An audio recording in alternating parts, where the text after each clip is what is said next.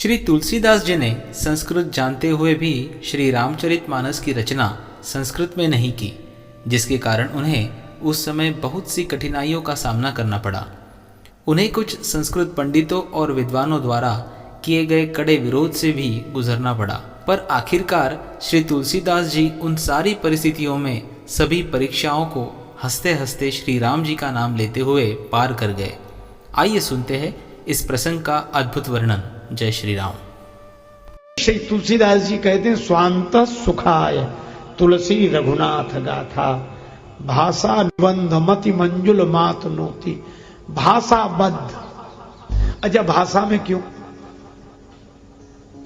क्या श्री तुलसीदास जी देववाणी के विद्वान नहीं है? उनके रचित श्लोकों को देखिए, पता लगता है। लेकिन उनसे जब किसी ने कहा कि आपने संस्कृत में नहीं लिखी श्री राम कथा, दोहावली में उत्तर देते हैं, का भाषा का संस्कृत, प्रेम चाहिए साँच।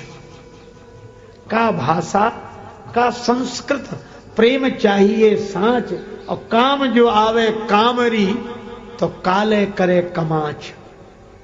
अगर कम्बल से ही काम चढ़ जाए तो दुसाले की क्या जरूरत है? लेकिन श्री तुलसीदास जी की कृपा है हमारे जैसे लोगों पर। आप लोगों की बात नहीं कह रहा हूं, मैं अपनी बात कह रहा हूं। देखो, एक महात्मा बड़ी अच्छी बात कहते थे। वो कहते थे कि संस्कृत भाषा नारियल, संस्कृत भाषा नारियल की तरह है। एक संत की वाणी है, संस्कृत भाषा नारियल और फोरत में कठिनाई। नारियल को तोड़ो और छीलो। संस्कृत भाषा नारियल तोड़त में कठिनाई, और गरी फोर तुलसी धरी, जो चाहे सो खाए।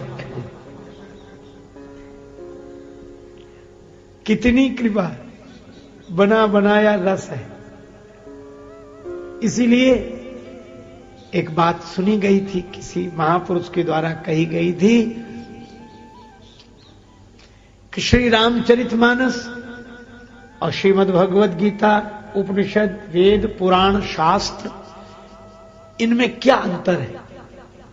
तो एक महापुरुष ने बड़ी अच्छी बात कही, कहा कि श्रीमद् भगवद गीता, उपनिषद, भागवत आदि जो ग्रंथ हैं, यह विद्वानों के लिए सरल और सरल आदमी के लिए कठिन है।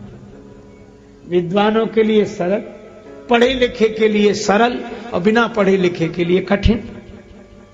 विद्वानों के लिए सरल और न समझ के लिए कठिन। पर रामचरितमानस में ठीक उल्टी बात। यह सरल आदमी के लिए सरल है, विद्वानों के लिए कठिन है। जिसे पता ही नहीं है वह भी अपने वाक्यों के प्रयोग में चौपाइयां बोलता।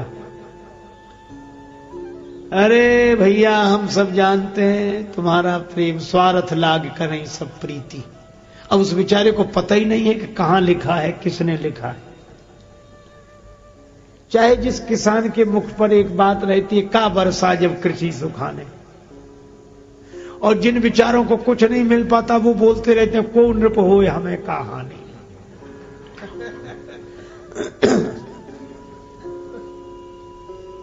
श्री तुलसीदास जी तो सबकी वाणी हो गए। आहा।